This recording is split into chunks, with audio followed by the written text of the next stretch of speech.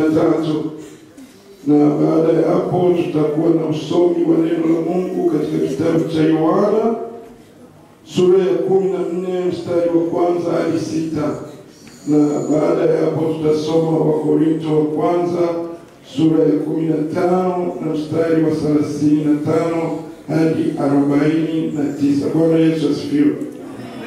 Karibu msomaji.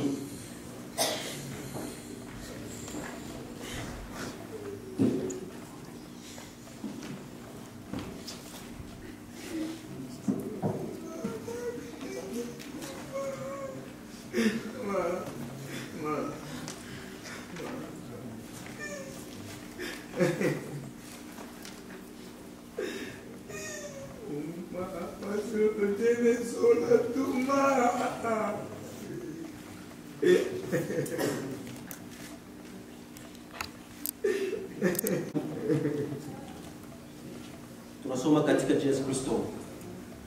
Mchungaji mwema. Bwana ndiye mchungaji wangu, sitapungukiwa na kitu.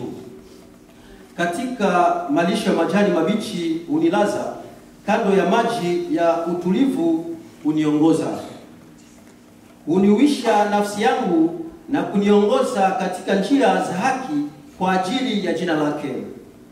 Naam, nijapopita kati ya bonde la uvuli wa mauti, sitaogopa mabaya.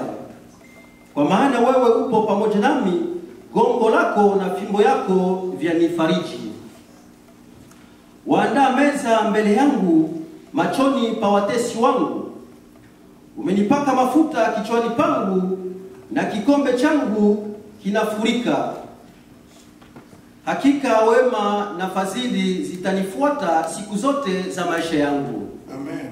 Amen. Nami nitakaa nyumbani mwa Bwana milele. Amen. Amen. Ndio tunasoma kitabu cha pili cha Yohana.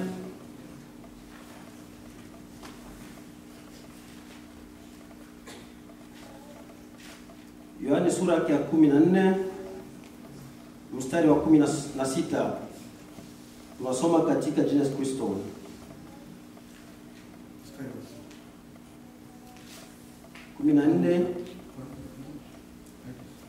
14:1-6.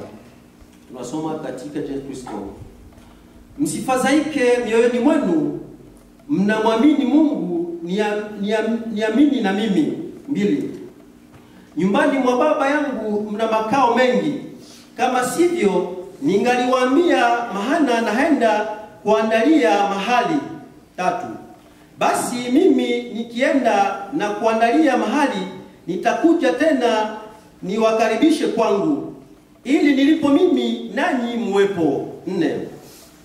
Nami nendako mwaijua njia. Tomaso akamwambia, Bwana, sisi hatujui uendako, nasi tunaijuaje njia? 6. Yesu akamwambia, mimi ndimi njia na kweli na uzima, mtu haji kwa Baba ila kwa njia ya mimi. 7. Bwana Yesu asifiwe. Amen. Ndio tunamalizia na Wakorinto wa kwanza sura yake ya 15 mstari wa 35. Ndio sura 15 mstari wa 35 hadi 49. Tunasoma katika Yesu Kristo. Lakini labda mtu atasema, wafu wafufuliwaje? Nao huja kwa mwili gani? 36. Ewe mpumbavu, uipandayo hauwiki isipokufa. 37. Nayo uipandayo uipandwi mwili ule utakao kuwa ile chembe tupu, ikiwa ni ya ngano au nyingineyo. 38. Lakini Mungu huipa mwili kama apendavyo, na kila mbegu mwili wake. 39. Nyama zote hazifanani, nyingine ni ya wanadamu, nyingine ya hayawani, nyingine ya ndege, nyingine ya samaki. 40. Tena kuna miili ya mbinguni na miili ya duniani, lakini fahari yake ile ya mbinguni ni mbali, na fahari yake ile ya duniani ni mbali. 41. Kuna fahari moja ya jua, na fahari nyingine ya mwezi, na fahari nyingine ya nyota, maana iko tofauti ya fahari hata kati ya nyota na nyota. 42. Kadhalika na kiyama ya wafu, upandwa katika uharibifu, ufunuliwa katika kutoharibika. 43. Upandwa katika aibu, ufufuliwa katika fahari. Upandwa katika udhaifu, ufufuliwa katika nguvu. 44. Upandwa mwili wa asili, ufufuliwa mwili wa roho. Ikiwa uko mwili wa asili na wa roho pia uko. 45. Ndivyo ilivyoandikwa, mtu wa kwanza Adamu akawa kiumbe aliye hai.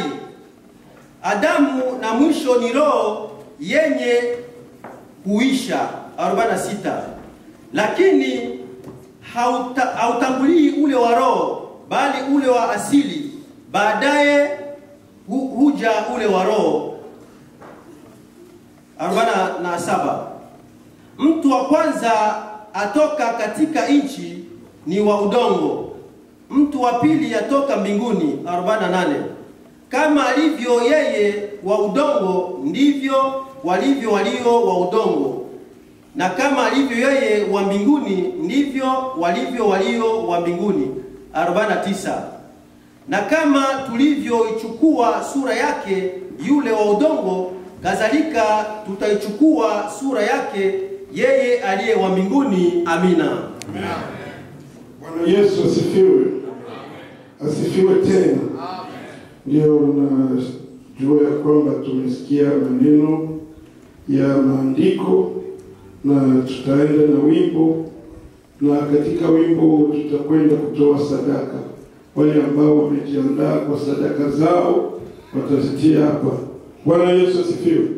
Karibu tupatie wimbo. Na wapiga ngoma mshike ngoma na mapendo.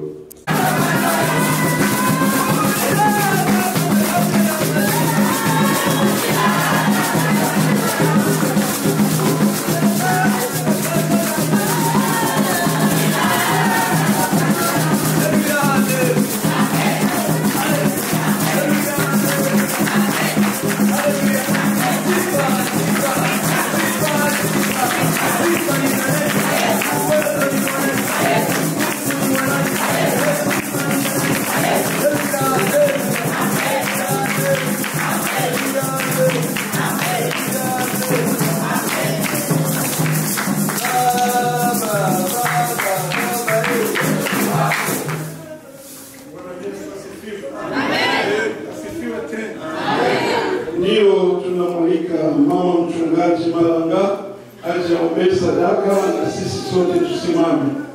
Bwana Yesu asifiwe. Mama mchungaji Malanga afike hapa aombe sadaka.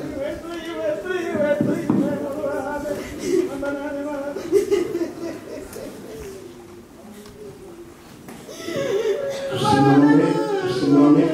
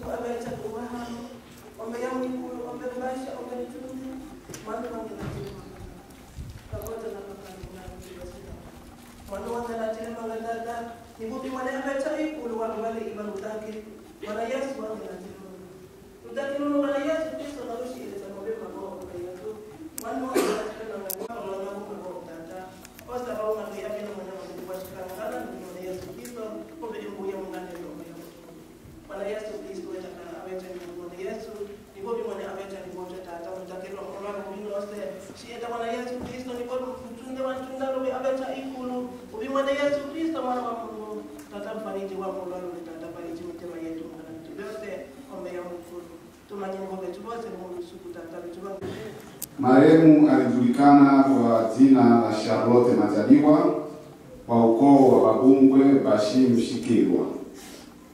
Baba wa marehemu aliitwa kwa majina Majaliwa Bitendero Kaliste wa jamaa ya Babungwe Bashi Mshikirwa. Mama wa marehemu aliitwa kwa majina Feza Baruti Hortense wa jamaa ya Babungwe Bashi Msonga. Marehemu alizaliwa mnamo tarehe 10 mwezi wa 10 mwaka 1952 pale Kongo Kalemi. Marehemu aliolewa na Mtikuru Wilonja de Gaulle wa jamaa ya Bashimiaka, nyumba ya Waochi, na kubahatika kuzaa watoto 6, wa kiume 2 na wa kike 4, wajukuu 39 na vichukuruza 7. Mama yetu alikuwa mkulima. Marehemu alipokelewa hapa Marekani tarehe 11 mwezi wa 9 mwaka 2024. Ilipofika tarehe 3 mwezi wa 10 mwaka huu mwaka 2024, marehemu alipatwa na mshtuko ghafla majira ya saa 9 mchana na kupelekwa hospitali, na ilipofika saa 2 usiku marehemu akakata roho. Mpaka umauti ulipomkuta, marehemu alikuwa na umri wa miaka 72. Na huo ndio wasifu wa marehemu kwa ufupi. Asante. Bwana Yesu asifiwe. Karibu Wabondo.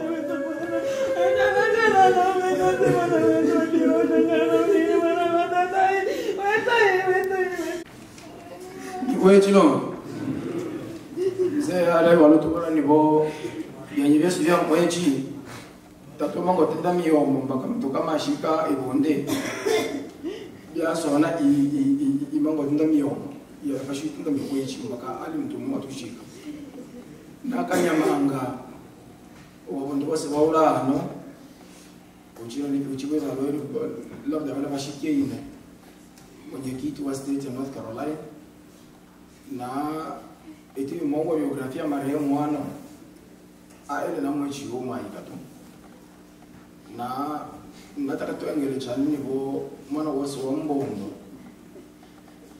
ishekene na hamu chunge na Mungu ili tu ya lazima mpaka ule na mweko ule na lu ele swakelo ya manga ma iishi nyambo mwenji na ibele na iwo mwingine Yesu Kristo amen yeki swakelo ya molu manga sana ube watu Marekani ushina manya Mungu kama lebeni na ukumbusha tu ya pashura ni Mungu kama lebeni taale fashi ishina to sango mauti na mlanganzi ngozi akyo kwa lusulunga lo meshi tolewetu kwa hiyo bilombo chiwa mwana mbili ano kama tunamanya Yesu bilombo chiwa mwana mbili ejyo la liko etibila msosho wa bondo na badika na familia ya shikwa hali galumo eterama hali makambo malumu ngwelaka na pana mchiminya tira mpaka wake wakati wa ula mchi bashile benu sasa iendeleza bila biarushi kama ikicha na atamufaza ile mpaka lokendwaya lokendwa kila mtangazi wose wiki na wana fariji wa state ya Bondo na hasa nana watu yote ndio mito ya tulimujia ndai eta uchaguzi tutashikana na msangano homo ukimsangano hona hicho imsangano shitu tayarishe eta uchaguzi wilo wa bulombochi wa mbesi wa Mbondo nataka nyete ndo makacho tutasangana nalo kila mtayo ngoi wetu mwana ombe aba mchunge neto na tukilishiwa na utaratibu uyelecha ineto unyumba yake mwisho mwana mangi bolo amen. Bwana Yesu asifiwe. Hakuna mtu aliyekaa nao kijiji kimoja huko kambini ya Kusu. Bwana Yesu asifiwe. Tunaenda na hotuba wa kanisa. Bwana Yesu asifiwe. Amen. Mama yetu huyo ambaye ametuacha aliitwa kwa majina Charlotte Majaliwa. Ni Mkristo aliokoka tangu pale Kalemi nchini Kongo. Bwana Yesu asifiwe. Na Teresa kuokoka kwake hazikujulikana, lakini Teresa kubatizwa ni tarehe 20 mwezi wa 12 mwaka wa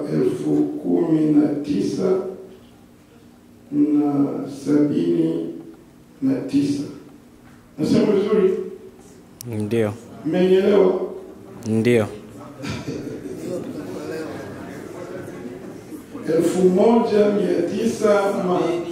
1979. Hiyo nimesema vizuri? Ndio.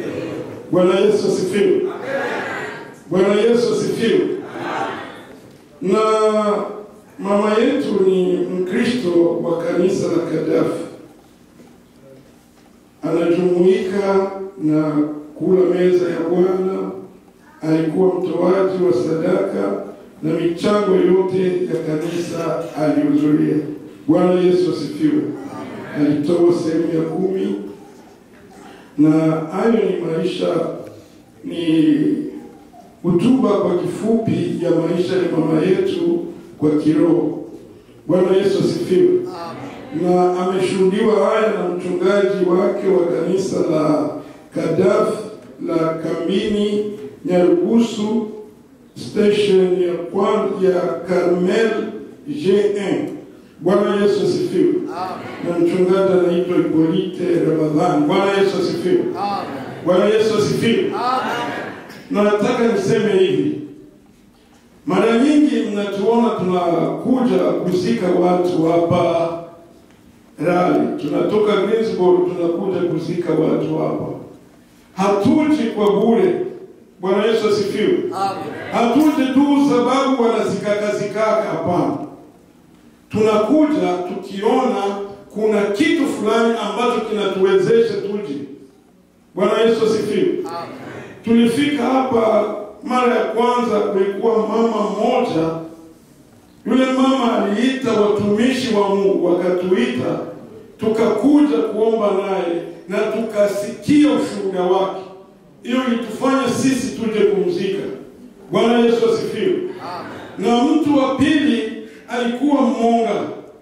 Huyo alitoka hapa kwenda kutafuta kuombewa huko kwetu. Bwana Yesu asifiwe. Na hicho kitu kilitufanya sisi tuje tumziki. Hatuje kwa bure. Bwana Yesu asifiwe. Na huyu mama anashuhudiwa na kanisa lake, alikuwa Mkristo. Na sisi Methodist na Gaddafi na Sebake tuko wamoja. Kwenye Methodist haiko mtu wa Sebake iko pale atahudumia. Na kwenye mtu wa Kadeza au Gaddafi atahudumia vizuri. Na hivi hapa kuna mtu wa Gaddafi, mtu wa Methodist ndio yuko, hiyo imetuleta. Usione kwamba wanakujaka nitajitembelea yangu ovyo na nitawatawaita tu itakuwa vizuri. Sio hivyo. Isiwe kama kawaida. Bwana Yesu asifiwe. Naamini kwamba hapa Rally kumekuwa kanisa ya sisi wa Kongomani. Bwana Yesu asifiwe. Mjiunge kwa hilo kanisa, ili mwe mnapata huduma za kiroho kwa kanisa. Usitafute huduma ya kiroho na wewe uendaki kanisani. Bwana Yesu aturumie. Mara nyingi nasikia watu wanasema kwa ajili ya mzee wetu mmoja, wakati wa kwanza alifika hapa Marekani, wazungu wakamuuliza, umependa hapa, umefurahia hapa? Walimtembeza aone fahari yote ya Marekani. Bwana Yesu asifiwe. Baadaye wakamuuliza, umependa hapa, umefurahiwa na hapa? Alichowajibu, aliwaambia, nimeona huku nako kuko makaburi. Bwana Yesu asifiwe. Watu wengi hawakujua filosofia ule mzee, wakakuwa wanakritika wanavyotaka. Alienda kuona tu makaburi, makaburi. Lakini na wewe ukifikiri jinsi ulikuwa unachukulia Marekani, ungali Afrika, na sasa uko hapa, na bado kufa iko pale pale. Wapi ambapo utakwenda kwenye utaona kifo? Tuangalie hicho kitu. Watoto wetu mnajidanganya, mkifika hapa mnataka muwe washamjio wa kunywa pombe, lakini hamjui kama hizo pombe zina madhara. Mnapenda mkuwe washamjio wa kuonekana vile vitu vyote vya mbaya, lakini hamjui kama vina madhara, vinafupisha siku zetu za kuishi. Kwa hiyo tungejiangalia ni wapi tunakwenda, ni nini tunaweza tukafanya. Tulikuta hapa kuna watu, na wale watu wanatulia. Kwa nini tusiwaige sisi sasa? Kwa kuwaiga tunakwenda kuwaduble hali zao. Kwa hiyo turudie. Mimi si mhubiri na tunakwenda kumkaribisha mhubiri kwa wimbo, lakini nitaka niseme haya sababu tuangalie maisha yetu. Ukiangalia makabila zote ziko hapa,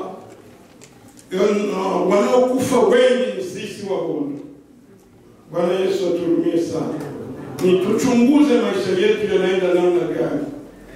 Bwana Yesu asifiwe. Tupatie wimbo, tukaribishe mhubiri kwa wimbo. Bwana Yesu asifiwe.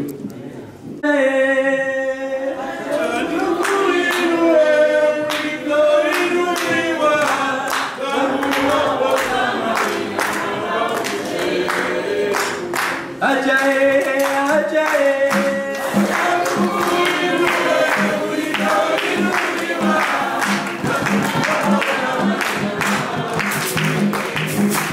ajay, ajay, ajay, ajay,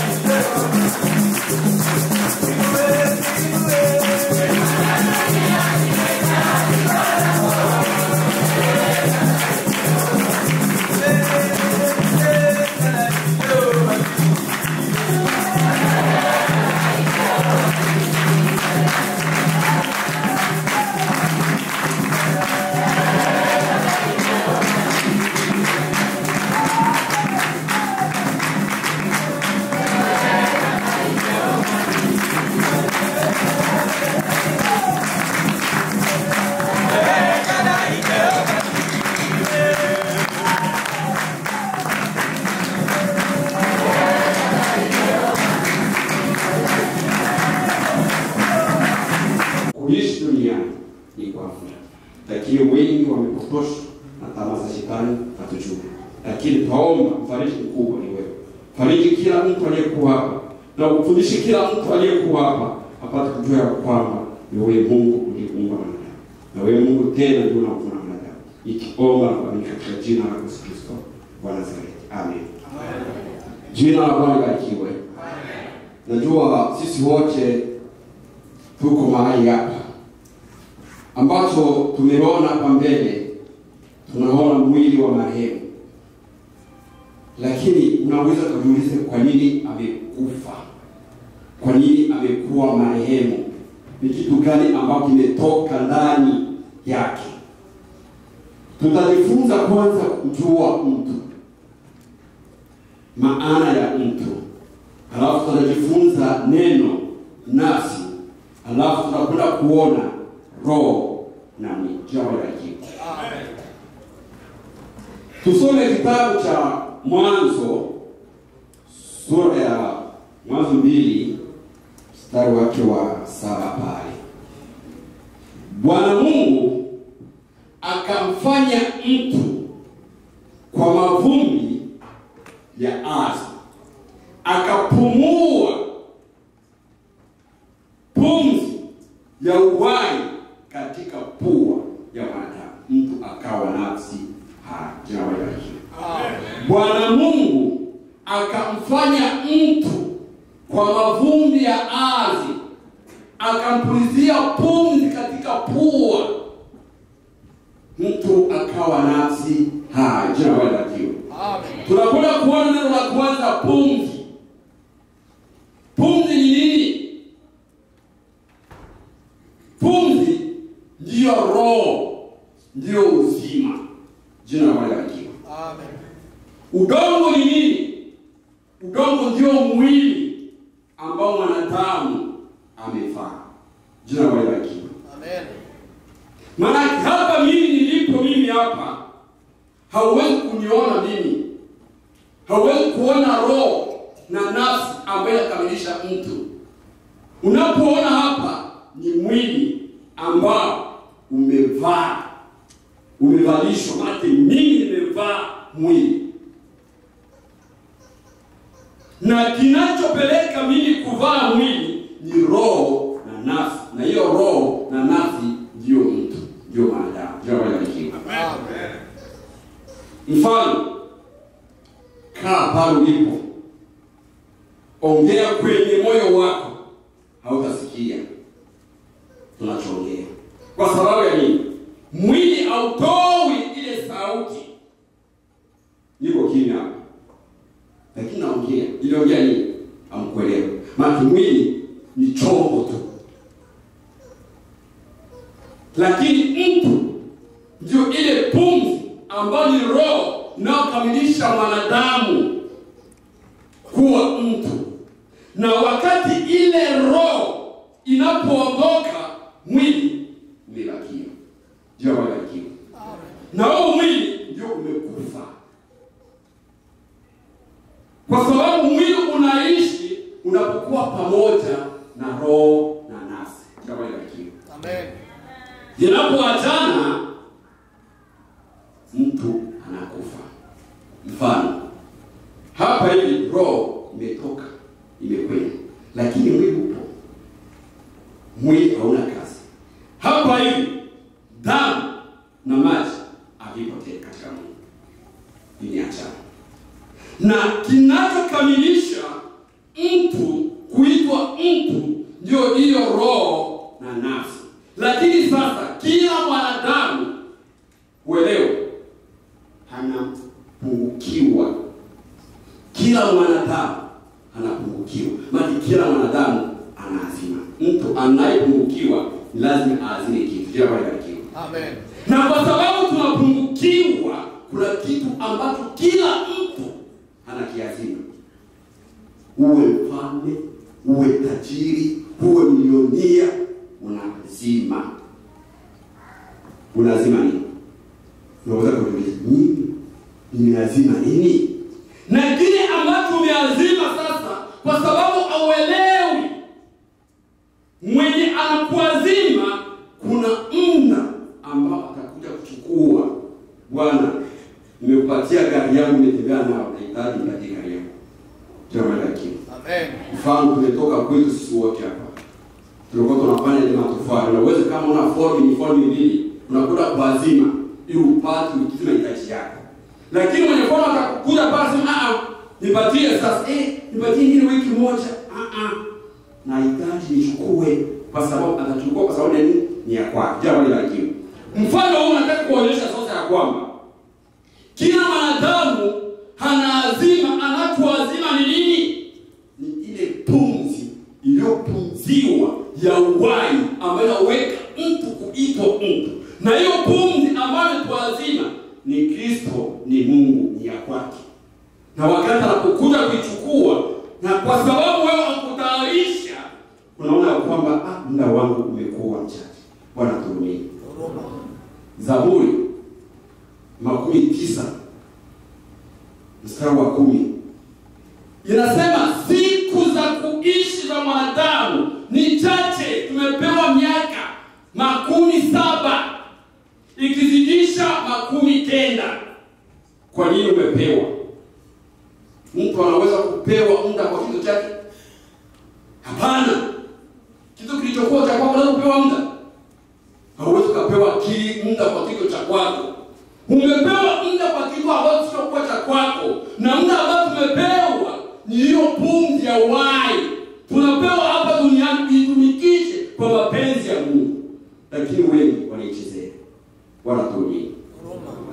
Mama hapa ametoweka. Labda alikuwa analala pamoja na mjukuu wake. Lakini hivi tunaweza kuwalisha pamoja? Kwa nini? Kwa sababu vimetengana mwili na roho. Haiko tena mahali petu. Haiko katika dunia huu tena. Hata ulikuwa mpendwa namna kama unapendana na mkewe, anapokufa anakuja hata kwenye kitanda, atalala peke yake kwenye kitanda. Kwa sababu hakuna tena mawasiliano. Kumbukumbu zake zote zimeshapotea. Jina la Bwana libarikiwe. Amen. Ujue ya kwamba kinachokuweka kiburi, kinachosababisha wewe una mahitaji, ni pumzi. Hivi yeye hapa hahitaji kitu chochote tena. Hana programu ya kitu chochote tena. Kwa sababu ya nini? Lakini sisi hapa kulingana na mahitaji. Kinachohitaji ni nini? Kwa sababu mwili na roho na nafsi ingali pamoja. Lakini kwa sababu yeye vimeachana, hakuna tena kumbukumbu. Jina la Bwana libarikiwe. Amen. Biblia inasema ya kwamba katika kitabu cha Mhubiri 9:4-5 inasema hivi: bora mbwa aliyo hai kuliko simba aliyekufa. Kwa sababu unapokufa hauna kumbukumbu tena zozote. Hauna ufahamu tena, ajue kama aliacha jukuu, ajue kama aliacha watoto. Tayari amekufa, hana kumbukumbu tena. Lakini ogopa anayeua mwili na roho. Jina la Bwana libarikiwe. Amen. Anayeua mwili na roho ni nini? Wewe unasema anayeua mwili na roho ni wachawi. Hapana. Mwili na roho, anayeua mwili na roho ni sumu yako, mdomo wako, matendo yako ambayo umejiwekea, ndio sumu yako. Jina la Bwana libarikiwe. Na ndio kifo chako. Mungu alipomwambia Adamu, hakika mtakapokula tunda hili, hakika mtakufa. Tamaa ya Adamu hawe kama vile Mungu. Je, alikuwa kama Mungu? Hapana. Kilichompata ni mauti, amekufa. Sasa usife mwili na roho. Kufa mwili, lakini roho iishi. Jina la Bwana libarikiwe. Amen. Wakati Adamu alipokufa, Biblia inasema hakika mtakapokula tunda mtakufa. Na siku ile ile, saa ile ile, Adamu akaonja mauti. Lakini Adamu hakukufa katika mwili, alikufa katika roho, kwa sababu yeye na Mungu hakukuwa tena wasiana. Akafa. Kwa hiyo wengi wamekufa hapa na wanaishi. Wengi wamekufa na wanaishi. Unaweza kujiuliza, ninakufa lini na mimi ningali hai? Kinachokufa umetengana na Mungu. Umekuwa katika dhambi. Unapokuwa katika dhambi, basi wewe ndio kwamba umekufa. Tunafundishwa nini ili tupate kuelewa picha? Tazama sura ya mtu aliyelala. Sura nzuri kuzidi ya kwangu, lakini kwa nini amekufa? Na ana sura nzuri, ana kiu kizuri, wafupi wapo, wembamba wapo, lakini hamtangulia. Dada, kaka, kijana, angalia matendo yako. Angalia sumu yako unajiwekea wewe. Sumu. Zaburi 40 Zaburi nasema sumu ya fika, sumu ya nyoka ni matendo ya laana. Mtu anaweza akajiroga mwenyewe. Unasema ya kwamba anakuroga. Matendo yako ambayo yatoa katika familia, katika jamaa, ni sumu yako. Haweza kutoa sumu ni wewe mwenyewe. Inawezekana hata kuongea na mwingine mtu hakuna. Unajiwekea sumu wewe mwenyewe. Iondoe, kwa sababu haujui muda wala saa. Wajukuu na mtoto walitamani waishi, ila hawana baki na watoto, lakini haikuwezekana kwa sababu muda ambaye aliweka ile pumzi ni ya kwake. Akasema unachezea wakati una sana kuja kuchukua pumzi ya jamaa ile. Amen. Sasa wewe uliye hapa unafikiria nini kinapotokea? Tunapokuwa katika mahali hapa tunanyenyekea, na kila mtu anaanza kusikia kweli amekufa kweli, na mimi je ndio nitakavyokuwa, na wewe utapitia hivyo hivyo. Lakini tunatumaini kwa wale waliolala. Jina la Bwana libarikiwe. Amen. Wakorintho wa kwanza 15 50 pale hadi 56 nasema kwamba na wale wote wanao na lile neno la Mungu hatakavyokuja kufunga na kufungua watabadilishwa, na watabadilishwa miili ya utukufu. Hiyo miili inayokufa hatutafufuliwa nayo, tutabadilishwa. Jina la Bwana. Amen. Ufufuo ni kwa wale wanaotenda mema. Kwa hiyo tenda mema ndio watakaofufuliwa. Ni muda wako wewe uliokuwa hapa.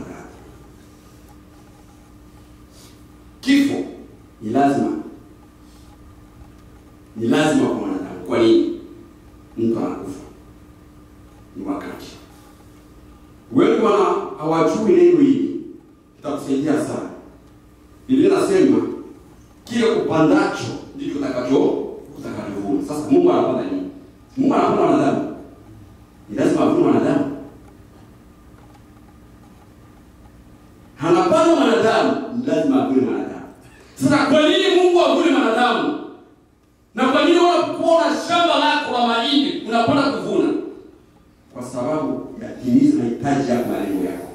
Na mavuno ya Mungu kwetu sisi ni neno moja ambalo anataka kwetu: kumsifu na kumwabudu. Amen. Ni kitu ambacho Mungu anaweka kwetu, tumsifu na kumwabudu. Huko mbinguni ambapo tutakapokwenda tutakuwa kumsifu na kusujudia, kwa sababu amevuna mavuno. Na shamba lake ni wewe na mimi. Kama unahitaji kuvuna pamoja na watakatifu, njia ipo. Mlango uko wazi. Kwa Mungu hahitaji rushwa. Unaposema kuanzia leo kwa kinywa ninakubali Yesu Kristo kuwa Bwana atawale maisha yangu, basi hakuna kitu chochote tena. Gharama ilitolewa kwa damu ya Yesu Kristo ya bure. Je, wako wewe? Natamani tugeuke.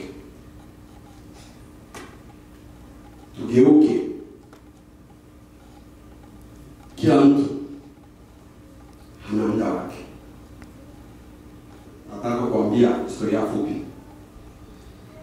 Kulikuwa tajiri moja, tajiri mkubwa. Alikuwa na sehemu ambapo anakwenda kuvuta hewa. Anafika hapa anavuta hewa. Maskari wako pale wanachungulia. Anapima afya iko sawa sawa. Wataalamu wanampima afya iko sawa sawa. Lakini wamaskini nao wanachungulia kwa mbali. Wanatamani kupata msaada kwake. Lakini tajiri hana kumbukumbu za kutoa msaada kwa wale maskini. Sasa maskini wanatarajia kupokea msaada kwa tajiri, lakini tajiri hana ufahamu wowote ya kwamba anaweza kupokea msaada kwa maskini. Je, ni wewe kama tajiri, ni maskini, kwa hiyo unaweza kuwa na kumbukumbu sisi ndio kusaidia wewe? Inawezekana? Hapana. Lakini kilichotokea ni kipi? Tajiri niko hapa hivi anavuta hewa, akaanguka chini.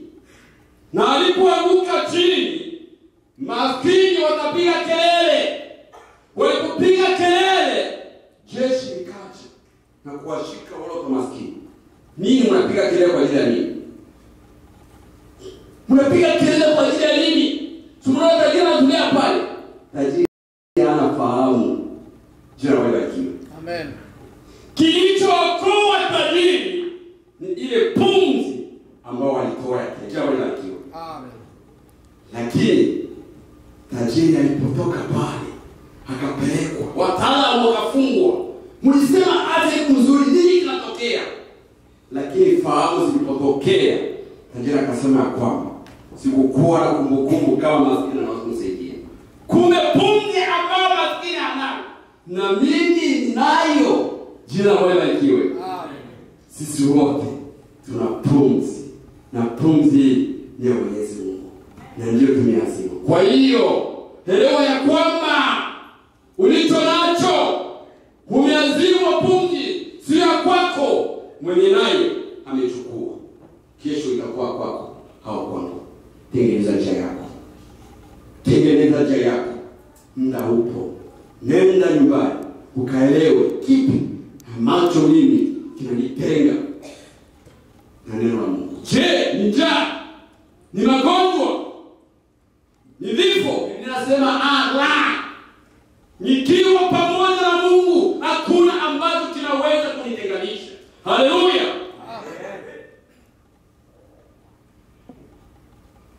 Tunatosema Mungu mwenyewe anajua matendo yake. Ndio anayefungu kubwa anajua. Kama halikuwa pamoja na Mungu, siku ya ufufuo mwili wake utabadilishwa na kunyakuliwa na waliotenda maovu katika ziwa la moto. Bwana tuamini. Na neno lake libarikiwe. Bwana Yesu asifiwe. Amen. Bwana Yesu asifiwe. Amen. Na hilo ndilo neno la Mungu.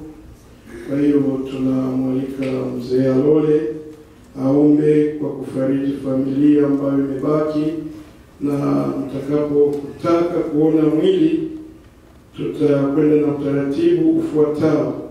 Wote tulio upande huu tutaenda hivyo, na wote tulio upande huu tutaenda, tutakuwa hii barabara, alafu tunakuja tunatoka moja kwa moja, kisha maombi. Akishaomba hivyo ndio tutakavyoenda. Bwana Yesu asifiwe. Amen. Karibu. Mweleombe ulioganda na matu manu mango tata ola tolembele ile mangungu. Imangungu icho anga bana, icho anga basoshi. Twa angu nalumba kalo babasha bobe tuli hano yale chainetu yale tabutu mwana itubyo tenjile ni bobe tubyose bile unile nobe mbasha bitu byose mwene ondo wabombile wabomba ikoro wabomba na ese wabomba mabwe wabomba tote tuna mwe toyo utwana eyo ndo byo tole hano twa ukanya lumbaka watwa ene ichanga watwa bobasha bechuba sisangana hano mbele ane mangungu na mano mango tata tulu muila mbela nibo bashi kwa tata bale na menge ya bulamana tali unge mtebelecha ubimtebelecha tata tebelecha yabo mitema menge ile mbale wecheyo na tena wamule mlanga msenge si eto bimtebelecha wa mitima tebelecha bo mitema babe na lembe twele echewe mbotwa na lembe teke ni bo taule mu na utawe utukebelecha mitema na ba umwene ingela lumbaka watumi lobe mwana weni ngito uko lumbaka to ni mma eto bula ndibo uma wose haisoche hailore nibo mwane mdanile mu eta nanile mu ya ole lono bali otata lono bali lo chabato simbo emangongo ele mutu anga na to ya ole na tole musena lukula mitema leno li tetoli obola se yo shikala cheta mitema yetu iyo onda nibo ole oweje na woso wayilola nibo hale emabe ashikana na mabe ma eno ese omona bobe bushu na obana ala mwa ale na ai lomba ko bibyo onde no yo tata twa wanja twa obote ni mano mango betu boss utukebele timitim na tele etimboto wetu na ale tukin bo byose byo oba no to itotena la butuma Yesu Kristo. Amen. Tutajaonana nimemkumbuka baba yangu mpendwa, narudi nyumbani kwetu nyumbani narudi nyumbani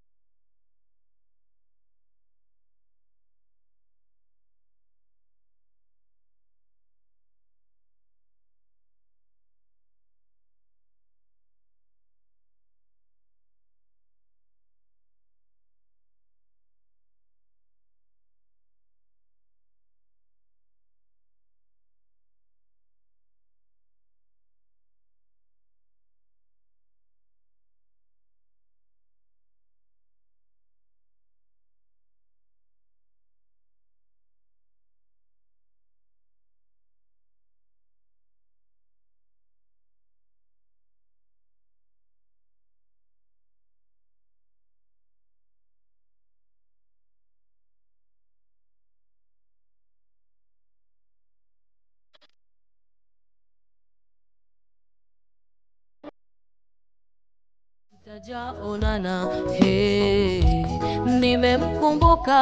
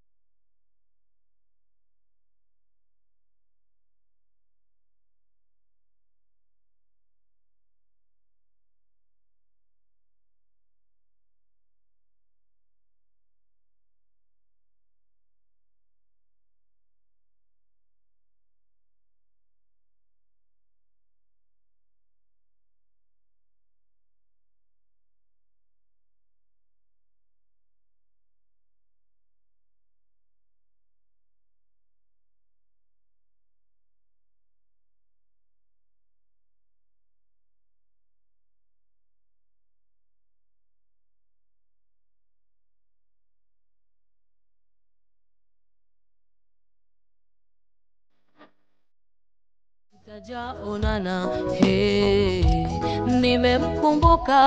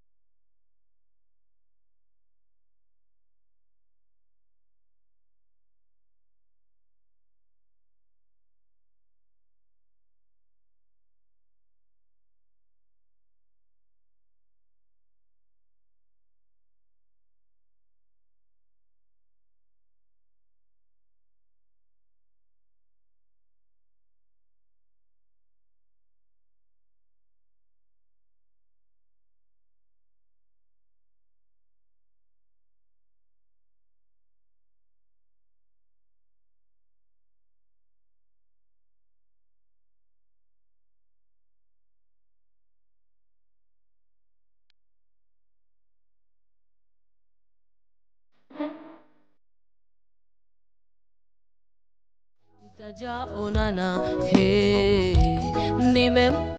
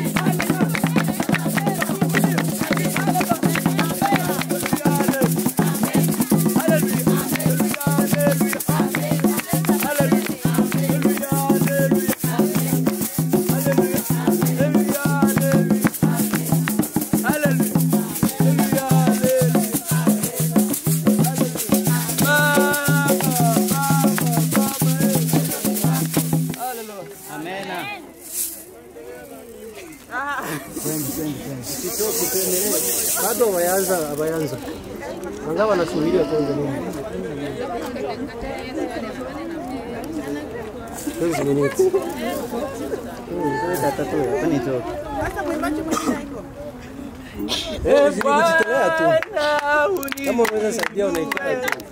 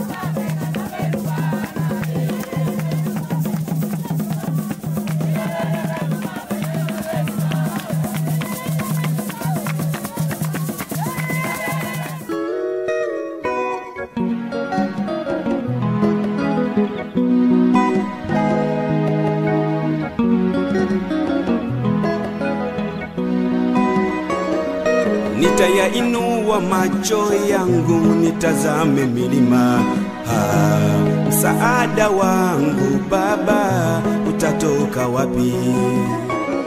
Msaada wangu katika Bwana mbinguni na nchini zake. Asiuache mguu wako usogezwe, hata sinzia talala, yeye mlinzi wangu atanilinda mabaya yote na nafsi yangu. Nitayainua macho yangu nitazame milima, msaada wangu Baba utatoka wapi? Msaada wangu katika Bwana mbinguni na nchini zake. Asiuache mguu wako usogezwe, hata sinzia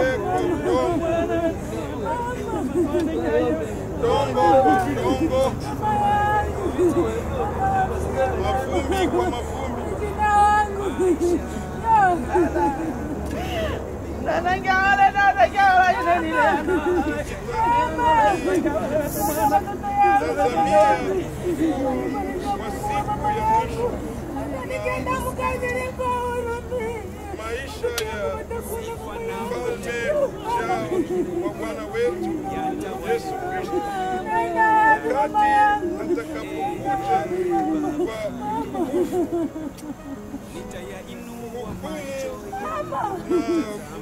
kubadilisha miili ya wale wote waliolala katika jina isiwe tena miili bali fanane na mwili wake, waweza ule ambao waweza hata kuisha vitu vyote viwe chini ya familia.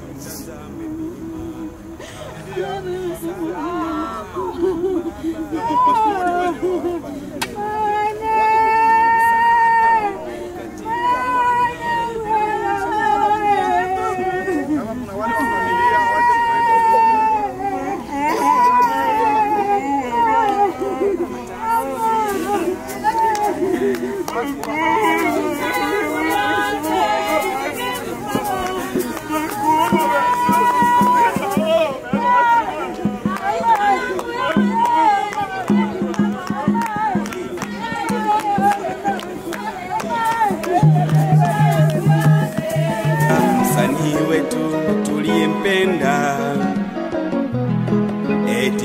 la Kanumba taliziba nani?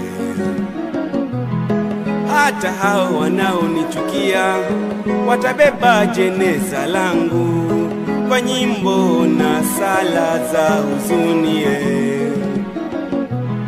Wenzangu leo niko hai, twachukiana sana.